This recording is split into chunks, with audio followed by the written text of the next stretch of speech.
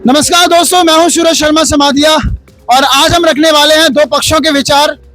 एक तरफ है संत रामपाल जी महाराज जी के तमाम अनुयायी। इन लोगों का कहना है कि हम ज़्यादा सुखी हैं क्योंकि हम शास्त्र अनुकूल साधना करते हैं, और एक तरफ है हमारे सांसारिक भाई बहन। इन लोगों का कहना है कि हम ज़्यादा सुखी हैं क्योंकि हम अपनी ज़िंदगी को एंजॉय करके जीते हैं। लेकिन इन दोनों ही की ज़िंदगी में कौन सी ज़िंदगी ज़्यादा सुखी है, कौन सी वे ऑफ लाइफ ज्यादा बेहतर है, ये निर्णय आपको लेना है। हम दोनों ही के विचार आपके समक्ष रखने वाले हैं, तो बने रहिए आप इस अपने सांसारिक भाई बहनों से और जानते हैं इनके विचार कि आखिरकार इनका जीवन कैसे सुखमय है और ये लोग कैसे अपने जीवन को अच्छी तरीके से नहीं जी रहे हैं। जैसे कि इनके अनुयायी हैं, एकदम बिल्कुल ना कोई साज श्रृंगार करते हैं, ऐसे ही बस एकदम मायूसी की तरह रहते हैं। इनका कोई जीवन है, एक हमारा जीवन है। हम हंसते हैं, बोलते हैं, नाचते गाते हैं, खुशी मनाते हैं। हमारे पास बहुत सारी चीजें हैं खुशी मनाने के बाद। इनके पास क्या है ऐसे खुशी मनाने के बाद? दोस्तों, इनका कहना है कि ये लोग ना तो कोई हार श्रृंगार करते हैं, ना कोई खुशी मनाते हैं। तो आप लोग क्या कुछ कहना चाहेंगे इस विषय पर कि आप ना तो कोई हार श्रृंगार करते हो, ना ही कोई खुशी मनाते हो? बताइए सर। सर, यहाँ ये मृतलोक है, सभी जानते हैं, और मृतलोक में ये खुशी मनाने, ये काहे का खुशी मनाना। यहाँ एक पल का भरोसा नहीं, न पता नहीं कब क्या बिजली गिर जाए। हमारे एक बहुत अच्छे संत हुए हैं, आदरणीय संत नानक जी। नानक जी अपनी वाणी में कहते हैं, ना जाने काल की कर डाले, किस विध ढलिया पासा वे, जिन्हानु सृजना मौत कुड़गनु उन्हानु केड़ा हासा वे। यहाँ किस चीज का हंसना, यहाँ एक पल में पता नहीं क्या बिजली गिर जाए, अभी खड़े पता लगे एक क्षण में हमारी मौत हो जाए। यहाँ कोई जवाब देने वाला नहीं है। यहाँ हंसना क्या, यहाँ तो दुख सागर है। यहाँ तो रोना आता है पल पल। भगवान को याद करके, उसका मंत्र सुमिरन करके हमें रोना चाहिए। ये सुख का सागर नहीं है, ये मृतमंडल है। जी क्या कहना चाहेंगी बहन जी आप? हम ये कहना चाहते हैं कि जब शादी ब्याह होते हैं, ये लोग आतिशबाजी करते हैं और क्या नाम है, गोलियां चलाते हैं। उसमें भी बहुत सारे कांड ऐसे हो जाते हैं कि वो गोली किसी के अपने घर के सगे सदस्य के भी लग जाती है। फिर इनके वो डीजे गाजे कहाँ रह जाते हैं ये लोग? फिर क्या करते हैं उस चीज का? जी बहन जी बताइए। सपोज दैट कि जैसे कहीं डेथ हो गई किसी की, तो फिर आप कैसे नाचोगे? और आप कह रहे हैं कि हम खुशी नहीं मनाते। आपको कैसे पता है कि हम खुशी नहीं मनाते? सबसे बड़ी खुशी तो हमें ये मिल गई कि हम 84 लाख योनियों से मुक्त हो गए। हम गधे कुत्ते ये नहीं बनेंगे आगे। सब सत्य भक्ति मिल गई हमें। जी बहन जी आप क्या कहना चाहेंगे? और कहा गया है कि नाचे गाए हरि ना मिले, जिन मिले तिन रोए। नाचे गाए हरि मिले तो कौन दुआगन होए। नाचने गाने से भगवान की प्राप्ति हो ही नहीं सकती है। ऐसी खुशी किस काम की है कि जिसमें हम अभी तो खुशी मना रहे, पल का भरोसा नहीं, पल में हमारे साथ क्या हो जाए ये हमें पता है क्या? किसी के यहाँ शादी हो रही, बर्थडे मनाया जा रहा, कुछ भी मनाया जा रहा, किसी की डेथ हो गई है, फिर वो लोग बिल्कुल मायूस से बैठ जाते हैं। हम लोग खुशी मनाते हैं जब मनाते। कहा गया साथ मिले साढ़े शादी होंगे, बिचल नदल गिरे बे, अगदे नानक सुनो बेहाना, मुश्किल हार फकीर है। नानक जी की वाणी है। जब हमारी संगत मिलती है ना, हमारे यहाँ कोई समागम होता है, हम लोग तब खुशी होते हैं। जी थैंक यू सो मच। आप कुछ कहना चाहते हैं? सर, ये लोग बोलते हैं हम हंसते खेल मतलब नाचते वगैरह, हम लोग खुशी से त्योहार वगैरह मनाते हैं। तो ये लोग होली वगैरह मनाते हैं, उसमें रंग वगैरह लगाते हैं, खुशी मतलब कोयता वगैरह पानी से उछाल कर ये लोग मनाते होली। लेकिन हम इनसे ये जानना चाहते हैं, प्रहलाद ने कौन सा रंग खेला था? उसने कौन सा पानी मतलब डाला था? उसने कौन सा कीचड़ उड़ा था? उसने सिर्फ शांति से बैठकर परमात्मा की भक्ति की थी। तो दोस्तों, संत रामपाल जी महाराज जी के अनुयायियों के विचार हैं कि न जाना ये काल की कर डाले, किस विध ढल जावे पासा वे, जिन्हों दे सिर ते मौत खड़क दी उन्होंने केड़ा हासा भी। ऐसा कुछ करके उन्होंने बताया कि ये लोग भक्ति करके ही अपने जीवन को बिताते हैं। जी बताइए सर, क्या कुछ कहना चाहेंगे आप? देखिए, मरना तो एक दिन है ही, क्यों ना कुछ अच्छा करके मरे, फिल्में देख के मरे, गाना डिप्रेशन में मरना तो क्या मरना, आप ही बताइए। मरना तो एक दिन है ही, मरना तो एक दिन है ही, मरना तो एक दिन है ही। सर का कहना है कि मरना तो एक दिन है ही, एंजॉय करके मरे तो क्यों ना मरे जाए। देखिए सर, जैसा कि इन लोगों का कहना है कि मनुष्य जीवन को एंजॉय करके ही जिया जाए, वास्तव में इन लोगों को आध्यात्मिक ज्ञान नहीं है। उस अभाव में ये इस तरह की बातें कर रहे हैं, जबकि मानव जीवन का मूल उद्देश्य जो है वो परमात्मा की सत भक्ति करके इस जन्म मृत्यु के चक्र से सदा के लिए निकलना होता है, मोक्ष प्राप्त करना होता है। लेकिन अब इनको क्या है, इस समाज में फैली कुरीतियां जो जड़ें जमा चुकी हैं उनमें ये लिप्त हो चुके हैं। जैसे नशा है, ये नशे को ही अपना लाइफ स्टाइल बना चुके हैं। या नाच गाना डीजे पर, या फिल्म बॉलीवुड ने जो अश्लीलता फैलाई है, पश्चिमी कल्चर को लेकर आए हैं अपने इंडिया के अंदर, उसको ये फॉलो करने लग गए हैं 4 अक्षर पढ़ने के बाद। लेकिन वास्तव में मानव जीवन का मूल उद्देश्य क्या है? ये आध्यात्मिक संत आध्यात्मिक ज्ञान समझाता है कि मानव जीवन को कैसे जीना चाहिए, उस सादगी से हम लोग जीते हैं। हमारे पूज्य गुरुदेव संत रामपाल जी महाराज जी जो एक सभ्य व्यक्ति को जीना चाहिए वो तरीका सिखाते हैं, एक नैतिकता समाज में कैसे होनी चाहिए और सभ्य व्यक्ति को कैसे जीना चाहिए वो स्टाइल संत रामपाल जी महाराज जी बताते हैं।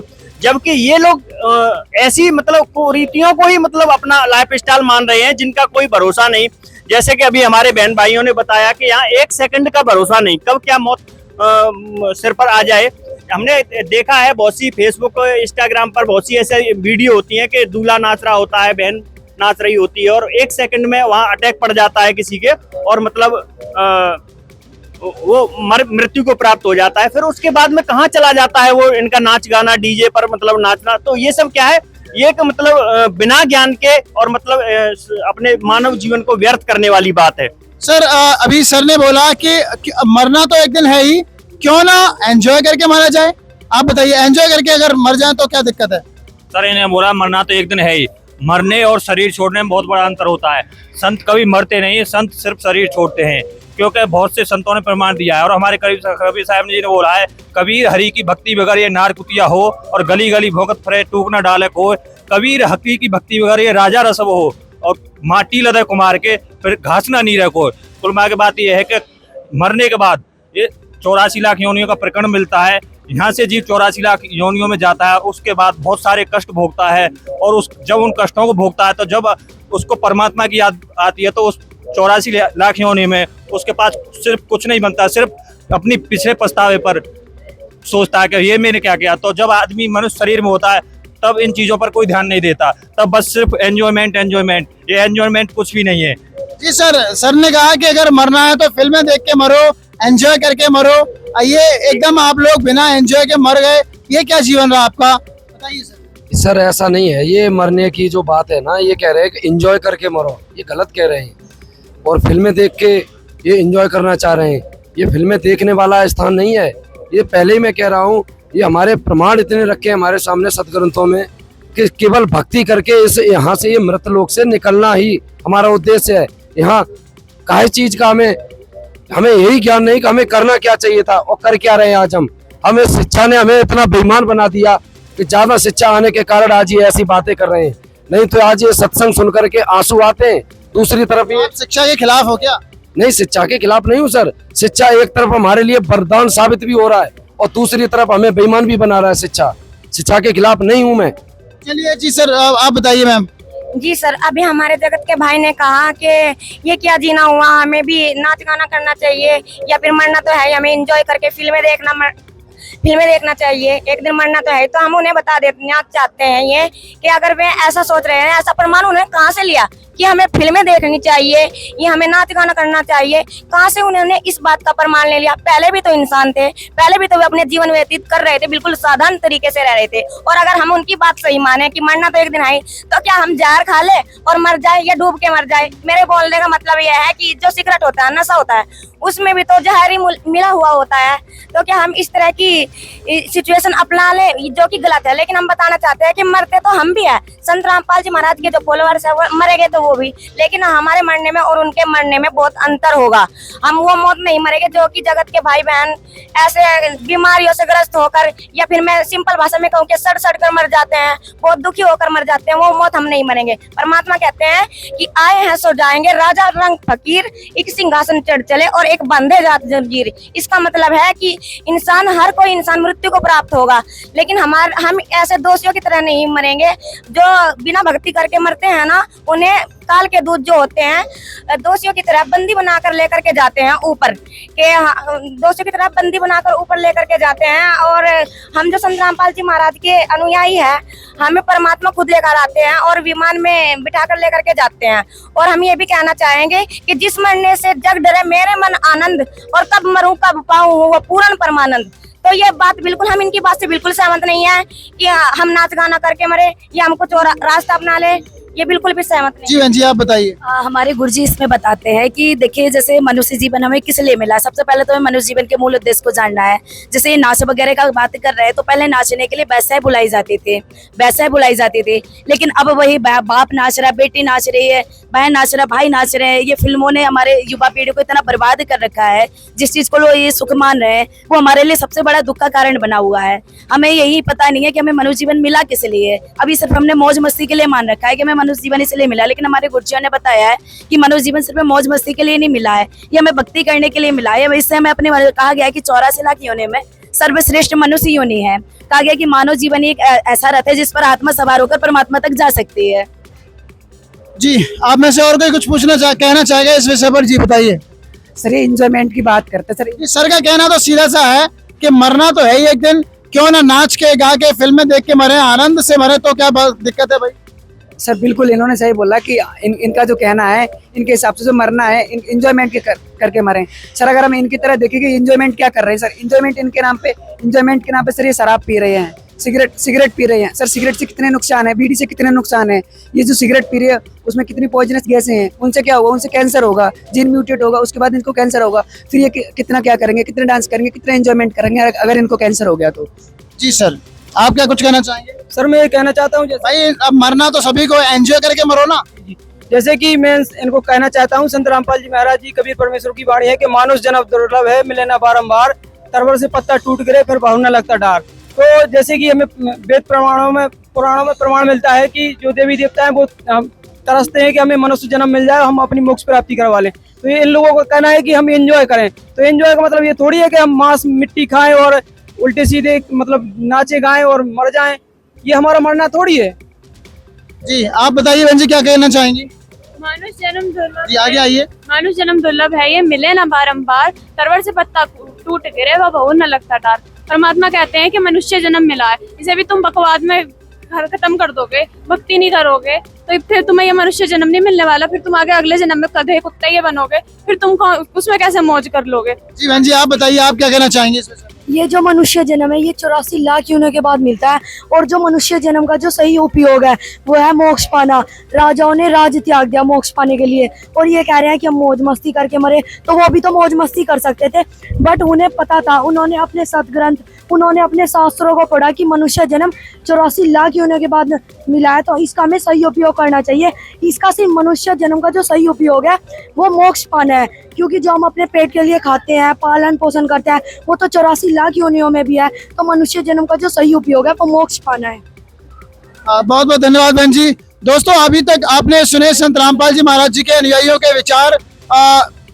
इनका उत्तर क्या था कि जो मौज मस्ती है वो कैसे मतलब किस तरीके से हमें जीना चाहिए, इन्होंने जो भी बात कही। अब हम जानते हैं जगत से उनके विचार। जी सर बताइए सर, भगत ज्यादा सुखी हैं या आप लोग ज्यादा सुखी हो? अभी आपके भाई ने बोला कि मौज मस्ती के साथ जीवन जीना चाहिए, आप क्या कहना चाहते हैं? देखो बिल्कुल सही बोला जिनने बोला, जो सही बोला। जैसे भाई साहब ने बताया ये लोग दारू पीते हैं, ऐसे मौज मस्ती का जो सिस्टम नहीं है। ये लोग नहीं दारू पीते हैं, वो आपके बारे में बोल रहे हैं। हमारे बारे में बता रहे हैं, हम खुशी को नहीं बता रहे हैं। हमें खुशी कैसे मिलती है भाई? जैसे हम दारू पी लेते हैं और दारू पीने के बाद अगर कोई भी व्यक्ति है अगर वो नाच नहीं रहा हो, उसको थोड़ी सी 2 बूंद दारू पिला दो, जो कैसे नाचता है। कि सबसे अच्छी बात, अब खुशी उसको कैसे मिल रही, वो दारू से मिल रही है। इनकी खुशी पता नहीं कैसी है, हमारी खुशी तो भाई ऐसी है, हम खुशी से जीते हैं ऐसे। तो हम नशा करते हैं और जैसे भी करते हैं वो हमारा खुशी का कारण है जी। अब मरेंगे तो जरूर, मरना इन्हें भी है, मरना हमें भी है। मरेंगे पर हम अपनी शान से मरेंगे जी, जैसे मैं बताया गया, जैसे मैं जी रहा हूँ वैसे जीऊंगा जी। जी बहन जी बताइए। मरने के बाद किसने देखा? जो है यहाँ एंजॉय करके जियो। इनका जीवन क्या सादा सिंपल रहे, इनके गुरु ने तो इनकी जिंदगी पहली नरक बना रखी है। हम देखो हर चीज सेलिब्रेट करते हैं। जैसे कि इन्होंने कहा कि हमारी ज़िंदगी बहुत ख़राब है और हम मर जाएंगे तो हम 84 लाख योनि में भोगेंगे। ऐसे कहाँ लिखा है कि हम 84 लाख योनियाँ भोगेंगे? और रही बात 84 लाख योनियाँ भोगने की, तो मनुष्य सर शरीर मिला है, 4 दिन की ज़िंदगी है, एंजॉय करके जीना चाहिए। और एक सेकंड में आपके प्रश्न का उत्तर लूंगा एक एक करके। देखिए सबसे पहले तो सर ने कहा कि भाई मरना तो सभी को है। जब हम शराब पीते हैं तो एंजॉय होता है, मस्ती से अपनी जिंदगी जीते हैं, तो हम ऐसे मरते हैं, क्या दिक्कत है? भाई अपने शराब पिया, जो भी एंजॉय किया, जो भी नशे किया, जो व्हाटएवर जो भी उनको अच्छा लगा किया, अपनी जिंदगी से मर रहे हैं ना, क्या दिक्कत क्या है इस चीज में? जी के हमारे जगत के भाई ने अभी बताया कि दारू पीने से हम इंजॉय करते हैं और हमें, और इन्होंने ये भी बताया कि दारू पीने से जो है ना 2 बूंद दारू की पिला दो तो हमें ऐसे नाचने लग जाते हैं, ऐसे बताया इन्होंने। हम इनसे कहना चाहते हैं कि अगर दारू पी करके या इनके घर की कोई भी लेडीज माता या बहन, जो कि मुझे नहीं कहना चाहिए लेकिन मैं फिर भी बोल रही हूँ, ये पार्टी करके या नाइट पार्टी करके ऐसा करती है तो क्या इनको अच्छा लगता है दारू पीना? तो दारू पीना वो कैसा दारू पीना है कि इनकी माताएं बहनें इतनी निर्लज हो गई, इतनी बेशरम हो गई है कि पार्टियां कर रहे हैं, नाइट पार्टियां कर रही है, तो क्या ये हमारा तरीका सही है? जी बहन जी बताइए। और शराब पी के घर में कितने गृह कलेश रहते हैं, ये अपनी बहन बेटियों को मारते हैं शराब पी के जब रात में आता है। और मैं इसका प्रमाण भी दूंगी, शास्त्रों में भी लिखा हुआ है कि मदरा पीवे कड़वा पानी 70 जन्म कुत्ते के जाने। जी बहन जी बताइए। मैं ये कहना चाहूंगी, जैसे भाई ने कहा है कि शराब पीना चाहिए, शराब पी के एंजॉयमेंट फील होता है, लेकिन ऐसा नहीं है कि अगर जब शराब पी के कोई गाड़ी चलाता है, एंजॉयमेंट बता रहे हैं, एक्सीडेंट हो जाता है आगे जाके तो उससे कितनी बड़ी हानि होती है, हमारी बॉडी की भी हानि होती है। उसमें हमें क्या एंजॉयमेंट हुआ, जाके हम हॉस्पिटल ट्रीटमेंट के लिए पहुंच जाते हैं, क्या एंजॉयमेंट हुआ उसमें, जबकि हमारे सदग्रंथ इस चीज को मना करते हैं। सर ने बोला है कि दारू पी के भैया एंजॉय करते पार्टी को, आप क्या कहना चाहेंगे इस विषय पर? मैं सर ये कहना चाहूँगा, जैसे भाई कह रहे हैं, इन्होंने क्या देखा, इन्होंने फिल्मों को देखा और फिल्मों ने हमारे समाज को, हमारे जैसे युवाओं को गलत रास्ते प्रदान किए हैं। अब ये कह रहे हैं कि मैं एंजॉय करके मरूंगा, मोक्ष का किसको पता कब क्या हो जाए। फिलहाल ये नशे की बात कर रहे थे।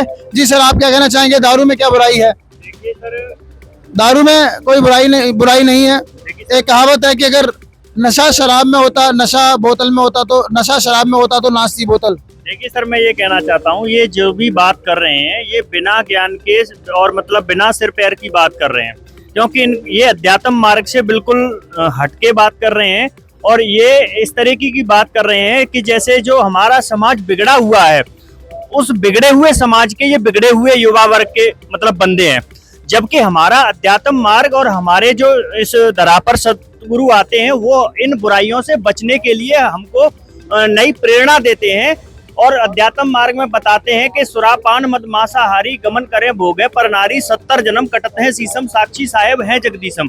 यानी जो भी बुराइयां हैं उन सब बुराइयों को एक ज्ञान के माध्यम से सतगुरु हमको दूर करते हैं और जब किसी वस्तु को पाने और त्यागने की इच्छा जब बनती है, जब उसके गुण और अवगुण का हमको पता चलता है, तो एक तत्वदर्शी संत इस पृथ्वी पर आते हैं।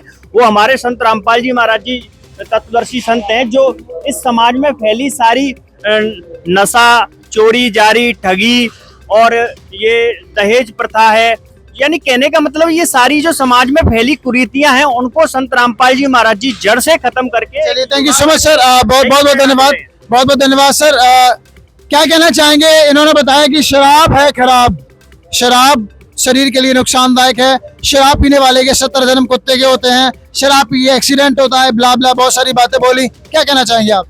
देखो, हमारे मुस्लिम भाई भी हैं जो हमारे दोस्त हैं, वो हमें यही सिखाते हैं, ये बताते हैं कि हम अगर जन्नत में जाएंगे वहाँ भी मुझे हूरें मिलेंगी, वहाँ भी एंजॉय करेंगे और वहाँ में अल्लाह खुद अपने हाथ से दारू पिलाएगा।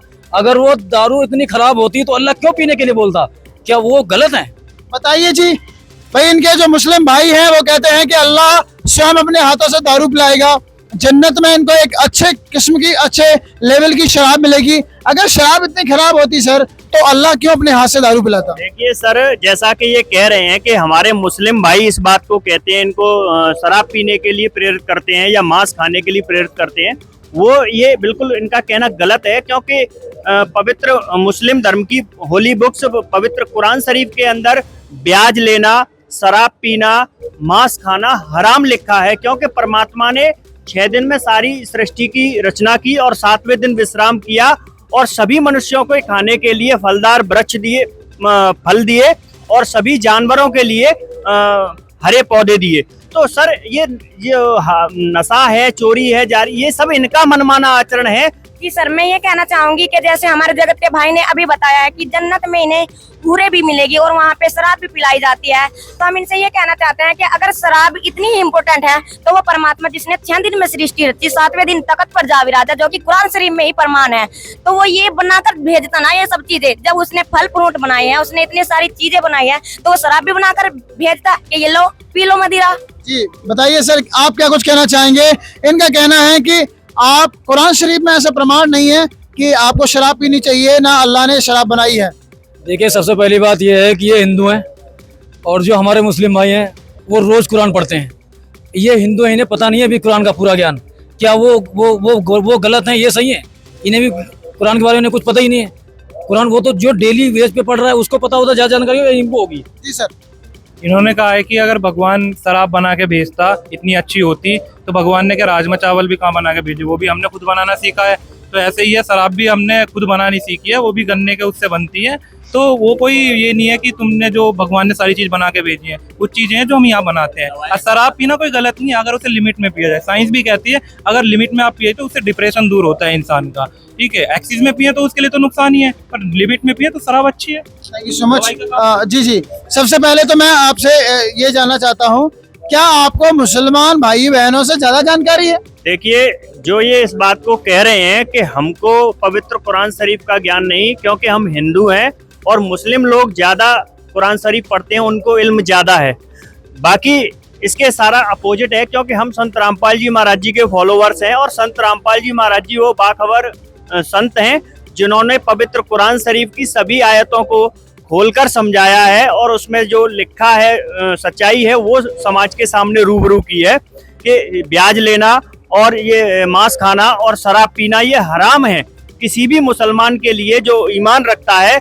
और हजरत मोहम्मद साहब ने भी कभी मतलब शराब को नहीं छुआ और ना ही मतलब उन्होंने मांस खाया। सूक्ष्म वेद की वाणी है कि नबी मोहम्मद नमस्कार है, राम रसूल कहाया, 1,80,000 को सौगंध जिन नहीं कर चलाया। अर्श कुर्स पर अलह तकत है, खालिक बिन नहीं खाली, वो पैगंबर पाक पुरुष साहिब के अब्दाली। यानी मोहम्मद साहब से ज्यादा ईमान रखने वाला मुस्लिम धर्म में कोई नहीं हो सकता। उन्होंने भी मांस और शराब नहीं खाया, ना ही पिया। तो सर ये इस बात को कैसे कह सकते हैं कि संत रामपाल जी महाराज जी के जो फॉलोवर्स हैं या हमारे संत रामपाल जी महाराज जी हैं वो पवित्र कुरान शरीफ का ज्ञान नहीं रखते हैं?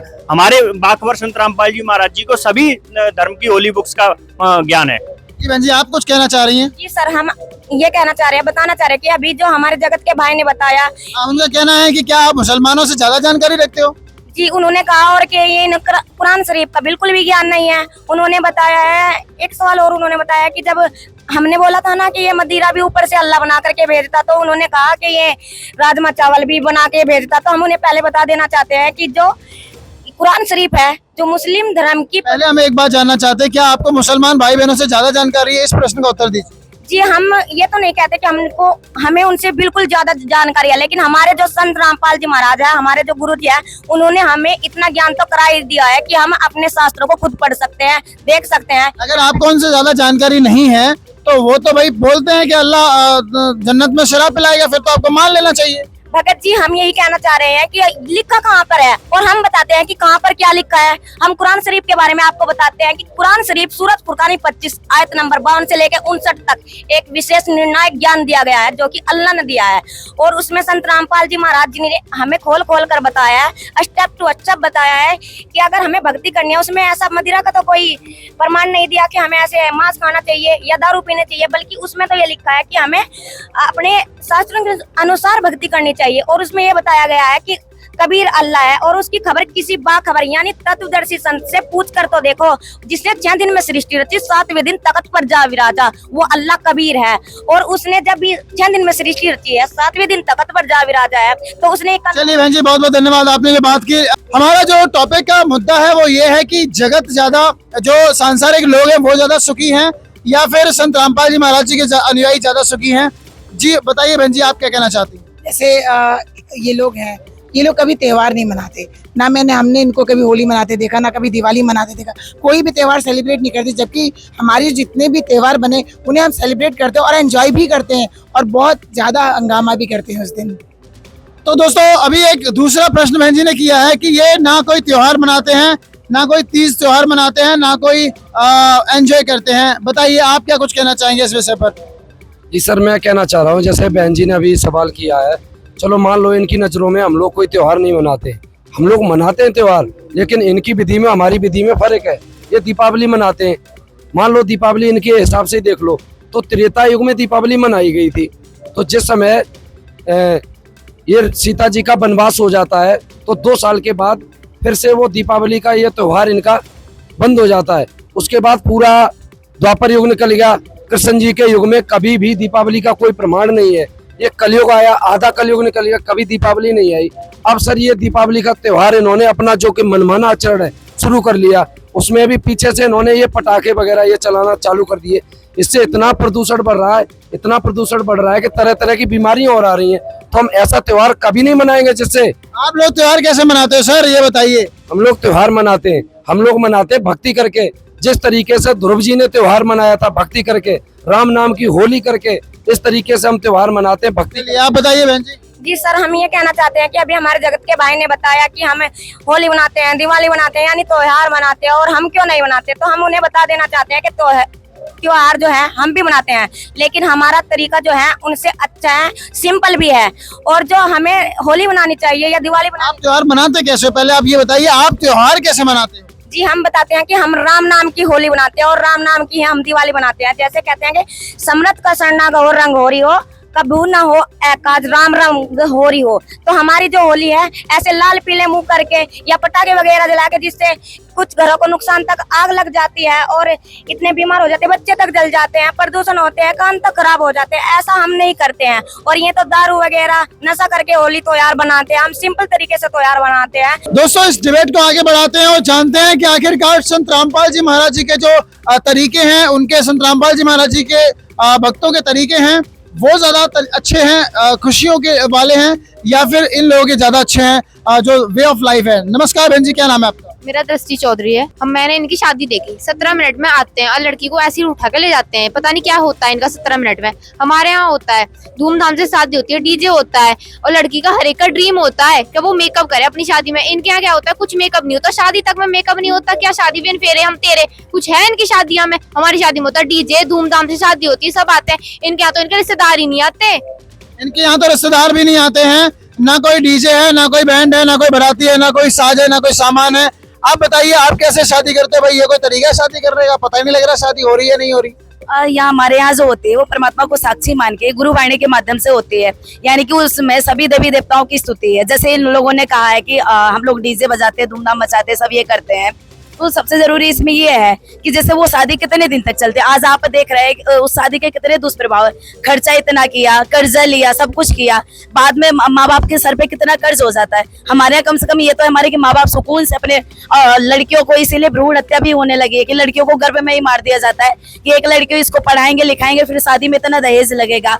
तो माँ बाप की टेंशन वो शुरू से, कम से कम हम अपने माँ बाप की टेंशन तो नहीं है। हमारे माँ बाप सुकून से जी तो पा रहे हैं, उन्हें पता तो है कि हमारे बच्चों के कोई भार नहीं है। हम अपने माता पिता वो हम लोगों को अच्छे से पढ़ाते हैं लिखाते हैं, और इसलिए वो गुरुवाणी के उन्हें पता है कि हमारे परमात्मा ये हमारे बच्चों की रक्षा करेंगे। जैसे गुरुवाणी के माध्यम से होती है, तो जो लड़का होता है उनको पता होता है, वो आंख बंद करके कर देते हैं कि ना ही ये नशा करता है, ना ही किसी प्रकार की बुराई करता है। अब आप जगत में देखते हैं, वो जाते हैं कई जगह देखते हैं कि मैरिटल अफेयर भी चलते हैं, तो उसमें कितने दुष्प्रभाव होते हैं। तो थोड़े दिनों में कहीं डिवोर्स हो जाता है, कहीं कुछ हो जाता है, कितने लोगों को भी, कितने परिवारों की बर्बादी होती है, कहीं जेल जाया जाता है, कहीं दहेज के कारण बहुओं को जला दिया जाता है, बेटियों को जला दिया जाता है। तो उस शादी के इतने सारे दुष्परिणाम है। बताइए आप बताइए क्या कहना चाहते हैं? हम ये कहना चाहते हैं, जैसे कि ये बोल रही है कि हमारे यहाँ पे कोई डीजे नहीं बाजे और बिन फेरे हम तेरे।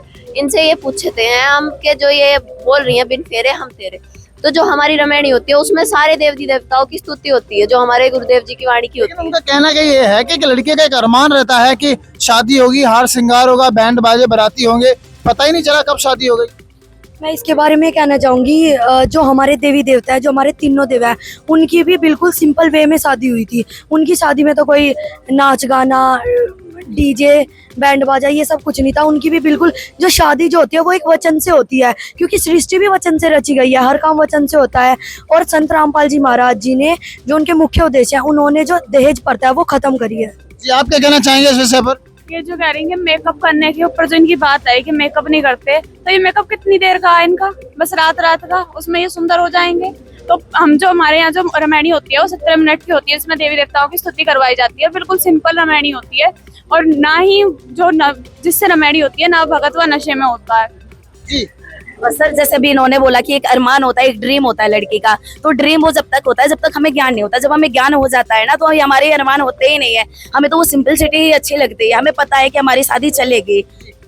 जी हम ये कहना चाहते हैं कि अभी हमें जो जगत की बहन है उन्होंने कहा है कि ना तो कोई श्रृंगार करते हैं, यानी हम बिल्कुल सिंपल तरीके से शादी कर देते हैं। रमैनी बोलते हैं उसे, 17 मिनट की वो रमैनी होती है। उसमें हमारे संत रामपाल जी महाराज जी एक लड़की को सिर्फ वचन से, यानी सभी परमात्मा की जो वाणी चलती रहती है उनके द्वारा शादी कर दी जाती है। तो हम बताना चाहते हैं कि ये जो मेकअप होता है, मेकअप किस लिए करते हैं और क्यों करते हैं? अगर ये मेकअप करना इतना जरूरी होता तो परमात्मा ने हमें नाक दिया है, आंखें दी है, कान दिया है, जब उसने हर चीज सही जगह पे लगा के भेजी है। अगर मेकअप या लिपस्टिक जरूरी होती तो वो बना के भेजता ना, ऊपर से ही मेकअप लगा के भेजता। तो इन सब की जरूरत क्या है? और ऐसे ही आभूषणों की क्या जरूरत है? जैसे कि हमारे परमात्मा बताते हैं कि उन वाणियों में भी लिखा हुआ है कि नक बेशक नक पे बनी पैरे तिहार हमेल, सुंदरी से कुतिया बनी सुन साहिब के खेल। तो ये बिल्कुल व्यर्थ की चीज है, बेकार की चीज है। मान लीजिए हम अपनी बेटी को धन देकर या दान दे देकर कितने दिन सुखी बना सकते हैं? मिलना तो उसके भाग्य में ही होता है, और वो परमात्मा उसे उसके भाग्य से अलग भी दे सकता है। अगर जी हमारी- बताइए सर, आप बताइए, आपकी बहन बेटियां तो शादी इस तरीके से करती है, पता ही नहीं लगता क्या शादी हुई क्या नहीं हुई। जी सर, ये अभी भाई कह रहे थे कि शादियों में एंजॉय करते हैं, तो हम भी इसके बारे में कहना चाहेंगे, क्योंकि हमारी भी शादी हुई, हमारे भी 2 बच्चे हैं, एक बेटा एक बेटी है। अब मेरी उम्र क्या है आप देख रहे हैं, 25-26 साल की हमारी उम्र है। मुझे आज से ही अपनी बच्ची की शादी की टेंशन होने लग गई है कि किस परिवार में हम जाके उसको शादी के लिए कैसे दहेज इकट्ठा करेंगे। ये आज तो बोल रहे हैं कि हम एंजॉय करेंगे शादी में, लेकिन इनके दिमाग में ये जरूर टेंशन घर कर गई होगी कि हम अपनी बच्ची को बहुत अच्छा धन देंगे, दौलत देंगे, बहुत अच्छे तरीके से अच्छे लड़के के साथ शादी करेंगे। वहीं दूसरी तरफ मैं खड़ा हूँ आपके सामने प्रत्यक्ष, हमारी बेटी या बेटा है। मुझे आज के बाद मैंने जिस दिन से संत रामपाल जी महाराज से ये ज्ञान सीखा कि बेटा दहेज एक बहुत बड़ा दानव है और इसको हमें जड़ से खत्म करना है, हमारे गुरुदेव का ये उद्देश्य है। तो हमें आज के बाद जिस दिन से हमें ये जानकारी मिली, हमें तो कोई टेंशन नहीं है कि मेरी बेटी है एक, मैं तो आराम से अपनी जिंदगी को भक्ति करता हूँ, भगवान का सुमिरन करता हूँ। मुझे किसी भी तरीके का दहेज नहीं देना है, मुझे कोई चिंता नहीं है कि हमारी बच्ची कैसे घर में मुझे करनी है। मेरी बच्ची की शादी मेरा परमात्मा पहले से ही कर चुका है। जी तो आप लोगों ने सुना है लोगों के क्या विचार हैं शादी को लेकर के, और कोई तरीका और कोई बात आपके मन में हो कि संत रामपाल जी महाराज जी के अनुयायी तो भाई ये जिंदगी को एंजॉय नहीं करते, आप लोग एंजॉय करते? सर आप बोलना चाहते हैं, बताइए। देखिए एंजॉय क्या है इनको पता नहीं है। जैसे कि हम खुशी मनाते हैं या एंजॉय करते हैं, जैसे हम जन्मदिन मनाते हैं, जैसे सबको बुलाते हैं, इकट्ठा करते हैं, डीजे लगाते हैं, अपना बजाते हैं, नाचते गाते हैं, एंजॉय करते हैं। जो है इनको कुछ पता नहीं है, इनको तो रामपाल जी ने इनका एंजॉय छीन लिया, इनकी जिंदगी का कोई वो ही नहीं है। आप बर्थडे कैसे मनाते हो सर? मैं बर्थडे मनाता हूँ जी, केक काटता हूँ, केक काट के जो है सबको बुलाता हूँ, सब लोग मिलते हैं आपस में और खुशियाँ बांटते हैं, खाना खिलाते हैं, होने रहते हैं। अब आज की डेट में कोई ऐसा तो मिलने आता नहीं। अब इसी तरीके से कोई ना कोई एक दूसरा अपना मित्र कोई दोस्त बुलाता आता जाता रहता है और आता रहे, उसको खुशी मनाते खिलाते पिलाते हैं, सबने खुशी मनाते हैं। आप लोग अब बर्थडे कैसे मनाते हो जी? आप में से कौन बताएगा जी? बताइए, आप बताइए बहन। देखिए जीवन का एक साल कम हो रहा है और उसके हम खुशियां मना ले तो वो तो गलत है ना चीज। अब हमें सबको पता है कि जितना भी हमें जीवन मिला हुआ है यहाँ पे वो एक एक पल हमारे लिए खत्म हो रहा है। अब जीवन का 1 साल तो हमारा खत्म हो रहा है, हम मौत के करीब जा रहे हैं और हम उस चीज की खुशियां मना रहे हैं। तो यह चीज सही है या गलत है, आप खुद बताइए। जी आप में से और कोई बोलना चाहेगा? बताना चाहूंगी, जैसे इन्होंने कहा है कि कहा गया है कि बेटा जाया खुशी हुई खूब बजाए थाल, आवड़ जाने लगाए रहे जो कीड़े का नाल। यानी बर्थडे मनाने से हो क्या रहा है, अपने का खुशी मनाते हैं हम, उसमें खुशी क्या है? हमारे साल हमारी श्वासें व्यर्थ जा रही है हमारी, और जितना में जीवन हमारे भगवान ने देके भेजा है, जितनी श्वासें हमें देकर भेजा है भक्ति करने के लिए, वो हमारे कम हो रहे हैं। तो हमें खुशी मनाना चाहिए, हमें दुख होना चाहिए उस चीज का। नमस्कार सर, मैं कहना चाहूंगी जैसे ये बर्थडे मनाते हैं, हमें परमात्मा ने एक टाइम पीरियड दिया होता है, लाइफ पीरियड। जैसे मानते हैं कि 100 साल व्यक्ति जीता है, अब उसमें ही हम बर्थडे मनाते हैं। जैसे हम 25 साल के हो गए या 15 साल के हो गए तो वो तो हमारे कम हो रहे हैं ना। 100 साल में से हमारे 25 साल या 15 साल कम हो रहे हैं और हम उस चीज की खुशी मना रहे हैं। अब मानो हमारे पास 100 रुपए है, अगर हम उनका सही यूज नहीं कर रहे हैं और वो हमारे ऐसे ही वेस्ट हो रहे हैं, तो हमें लाभ होगा या हानि होगी उसकी, आप ही बताइए। तो आपने देखा दोस्त दर्शकों के भी इन लोगों का क्या है मत बर्थडे को लेकर के। जी बहन जी बताइए, आप क्या कहना चाहते हैं? जी देखिए, हम लोग जैसे कि हम लोग की जो खुशियाँ मनाने का तरीका है, हम पार्क जाते हैं, स्विमिंग पूल में जाते हैं, वहाँ पे मौज मस्ती करते हैं। क्योंकि देखिए ये जिंदगी तो 4 दिन की है, 4 दिन के बाद किसको पता कि किसको क्या होना है क्या नहीं होना है।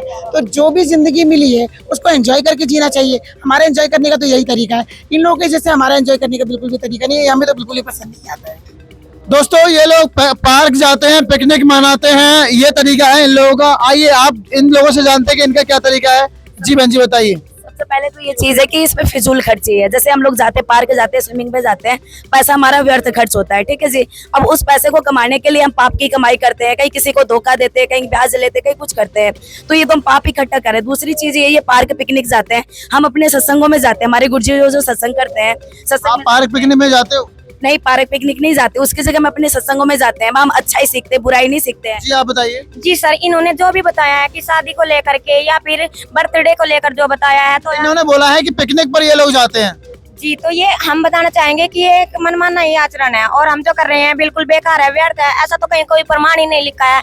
और हम जो है ना संत रामपाल जी महाराज जी के अनुसार बताई हुई सतभक्ति करते हैं, अपने शास्त्रों के अनुसार सतभक्ति करते हैं, जो कि श्रीमद् भागवत गीता अध्याय 16 के श्लोक नंबर 23 में भी कहा गया है कि जो शास्त्र विधि को त्याग कर मनमाना आचरण करता है, मनमानी पूजा करता है, उसको ना तो कोई सुख होता, ना उसकी कोई गति होती और ना ही कोई कार्य सिद्ध होता है। इसलिए यूजलेस है, गलत है। जी आप बताइए। सर मैं बताना चाहूंगी, जैसे ये पिकनिक पे जाते हैं, ये एक तरह से अपना पैसा वेस्ट करते हैं पिकनिक पे जाकर। उसकी बजाय हम जो संत रामपाल जी के महाराज जी के अनुयायी है वो सत्संग में आते हैं, और सत्संग में आने से हमें इतना लाभ होता है। ये पिकनिक पे जाके अपना पैसा वेस्ट करते हैं, वहीं हम अपने लाभ कमाते हैं।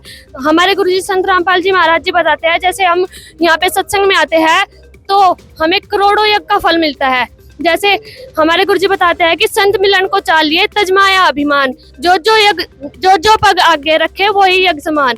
यानी हम जो पैर सत्संग की तरफ रखते हैं वो हमारे यज्ञ के तुल्य माना जाता है, जबकि पिकनिक पे जाके अपना पैसा वेस्ट करते हैं। और ऐसे ही हम अपना पैसा बचाते हैं और अपने पुण्य बनाते हैं सत्संग में आकर के। जी बहन जी बताइए आप। देखिए ये लोग पिकनिक पे जाते हैं, एक चीज इनसे पूछना चाहेंगे, ये हिमालय पर्वतों पे पिकनिक मनाने जाते हैं, मनाली जा रहे हैं, स्नोफॉल हो रही है, वहाँ इतने बड़े कांड हो जाते हैं कि जो पूरी की पूरी बस होती है वो नीचे खाई में पलट जाती है, इतने बड़े बड़े एक्सीडेंट्स हो जाते हैं। तो फिर क्या हो, उस पिकनिक का भी क्या फायदा? एक तो तुम अपने घर से गए हैं और ऊपर से तुमने अपना पैसा भी वेस्ट करा और तुम अपना जीवन भी खो बैठे, तो उससे फायदा क्या हो रहा है उस पिकनिक पे जाने से? इससे अच्छा तो सत्संग में जाओ ना।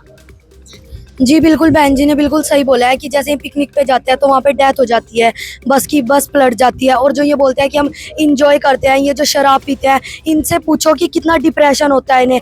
आज के समाज में जो जगत लोग हैं वो बोलती हैं, उनकी जो बहन बेटी है वो बोलती है कि हमारी शराब छुड़वा दो, और ये जो पिकनिक पे जाते हैं तो इनके एक्सीडेंट हो जाते हैं, तो ये तो बिल्कुल रॉन्ग है।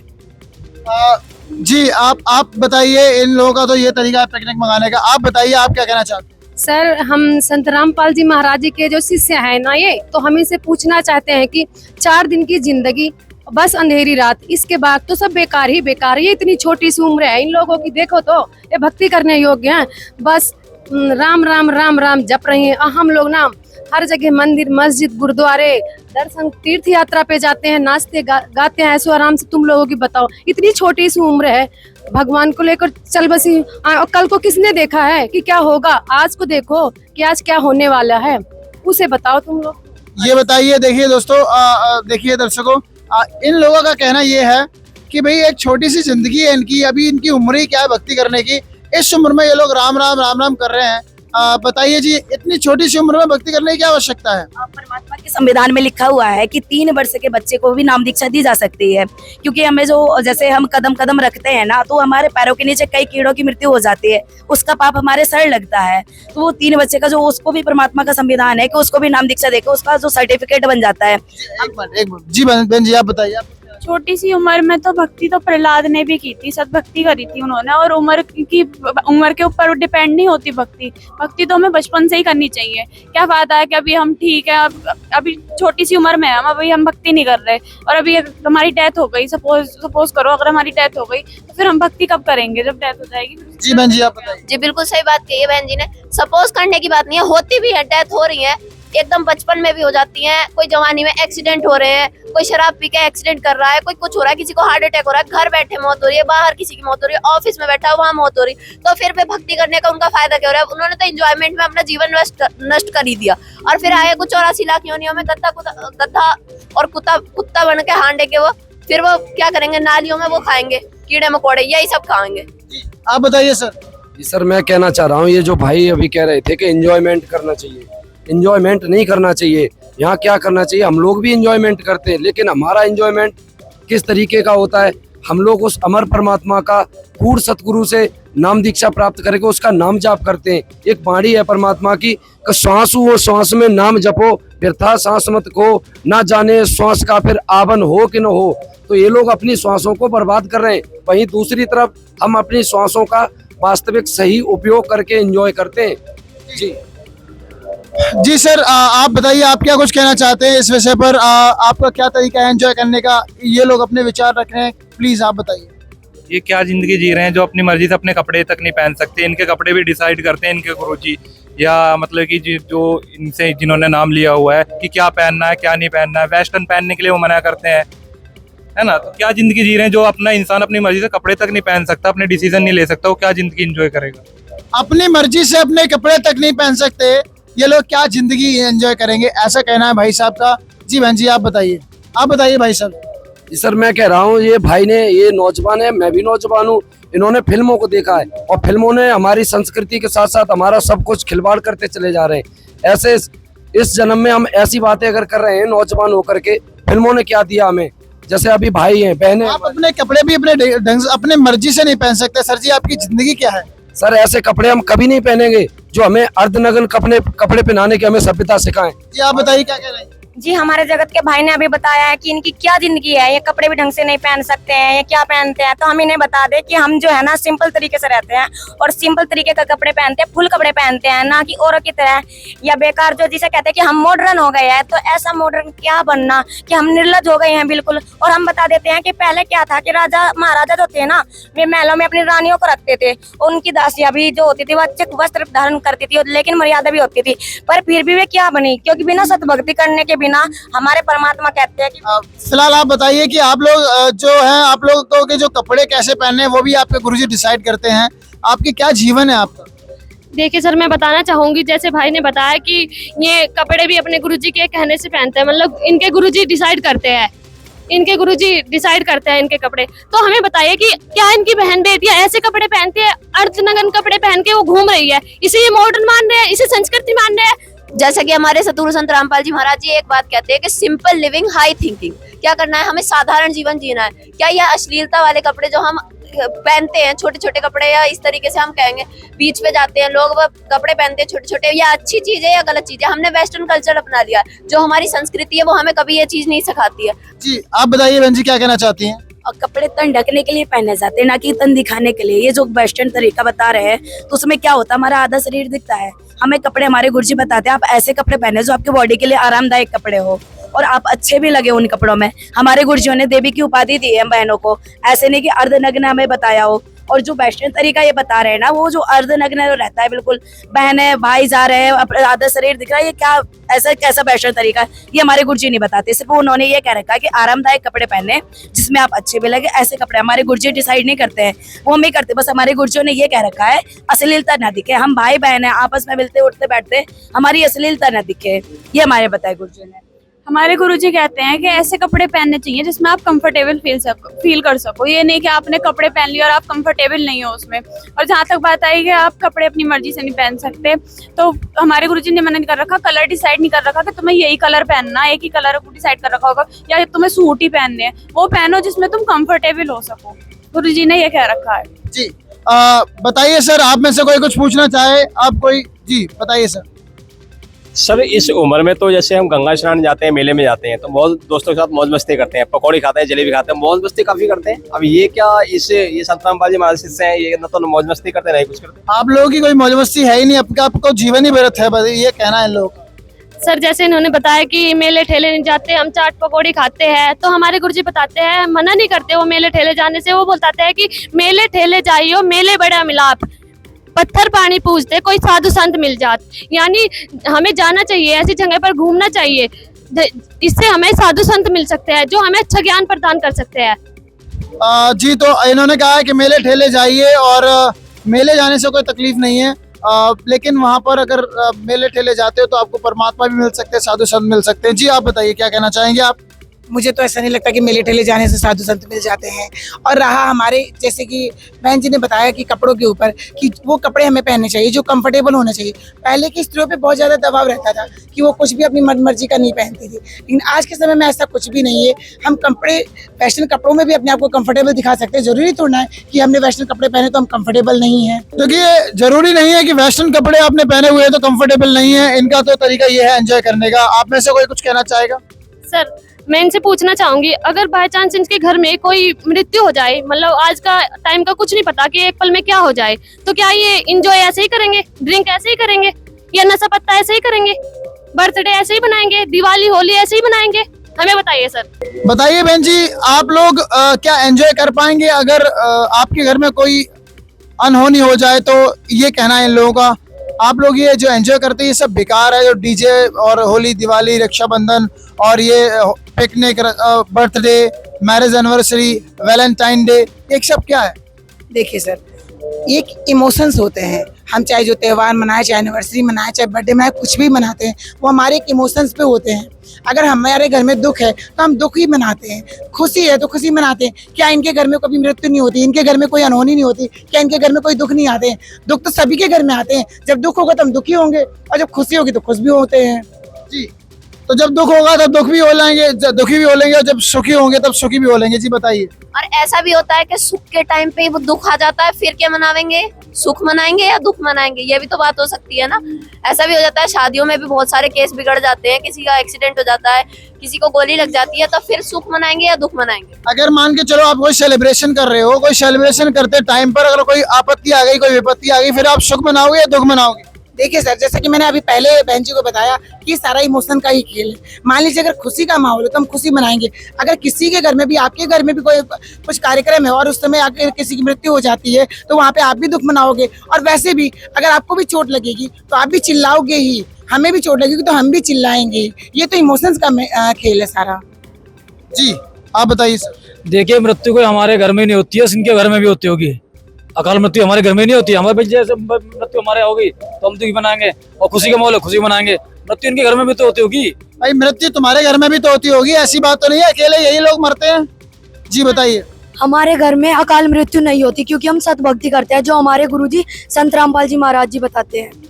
आपके घर में अकाल मृत्यु नहीं होती? जी। और सर, मैंने इस डिबेट के शुरू में ही बताया था कि जो हमारे घर में मृत्यु होती है या कुछ ऐसे होते हैं, ऐसा नहीं है कि हम नहीं मरते। मैंने पहले ही बताया था कि जाने जाने में फर्क होता है। उसमें बताया गया है, मैंने अभी एक वाणी बोली थी कि आए हैं सो जाएंगे, राजा रंग फकीर, एक सिंहासन चढ़ के जा, एक बांधे जात जंजीर। तो इसका सरलात में मैंने शुरू में ही कर दिया था। और मैंने ये भी बताया था कि जिस मरने से जग डरे मेरे मन आनंद, कब मरूं कब पाऊं वो पूर्ण परमानंद। तो हम ऐसी मृत्यु नहीं मरेंगे, अकाल मृत्यु हमारे घर में नहीं होगी। और हम सब जो सिर्फ भक्ति करते हैं ना, उससे हमने बताते हैं कि 100% हमारे घर में कोई इस तरह का दुख नहीं होता, क्योंकि हम शास्त्र अनुकूल सद्भक्ति करते हैं। सर, हमारे घर में अकाल मृत्यु नहीं होती, और संत रामपाल जी महाराज जी बताते हैं कि अगर कोई सद्भक्ति करता है तो परमात्मा उसकी आयु भी बढ़ा देता है, अपने कोटे से उसे जीवन दान देता है। जैसे भी इन्होंने बहन ने बोला कि क्या हमारे घर में तो होते, क्या उनके घर में नहीं होते? तो हाँ जी, हमारे घर में नहीं होते। हमारे जो संत रामपाल जी महाराज है, जो सत मंत्र दे रखे हैं, उन मंत्रों का जाप करके उन मंत्रों में इतनी पावर है कि अकाल मृत्यु होती नहीं है।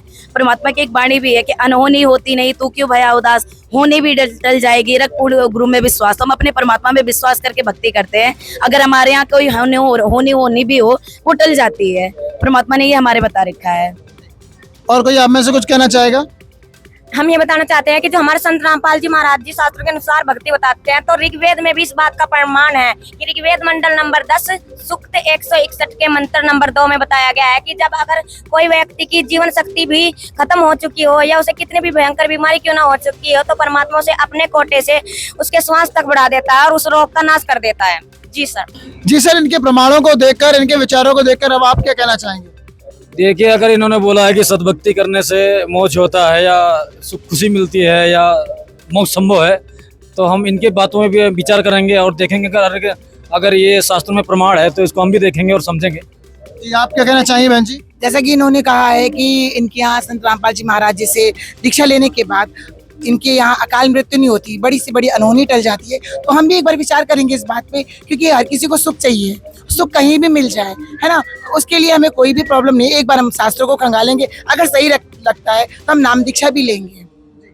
सर जैसे ये हैं इन लोगों को संत रामपाल जी महाराज की शिष्य हैं, जैसे इतनी छोटी सी उम्र में ये लोग भक्ति कर रही है ना, तो हम भी कोशिश करेंगे कि संत रामपाल जी महाराज जी से नाम दीक्षा लेकर और सदभक्ति करके मोक्ष करवाएं सर।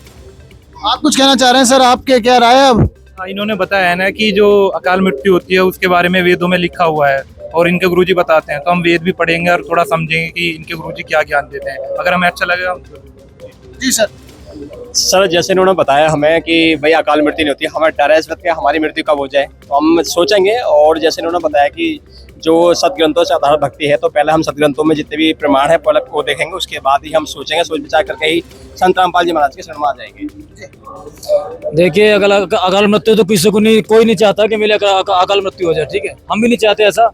इस चीजों को विचार करेंगे और शास्त्रों को देखेंगे और संत रामपाल जी महाराज का ज्ञान भी सोचेंगे और सुनेंगे। तो दोस्तों दोनों ही पक्ष के विचार आपने सुने, अब आपको निर्णय करना है कि इन दोनों में किसके विचार ज्यादा अच्छे हैं और कौन वाकई में ज्यादा सुखी है, कौन इस जन्म में सुखी रहेगा और कौन परलोक जाकर सुखी रहेगा, किसका जीवन ज्यादा बेहतर है, आपको कौन सी वे ऑफ लाइफ चुननी है।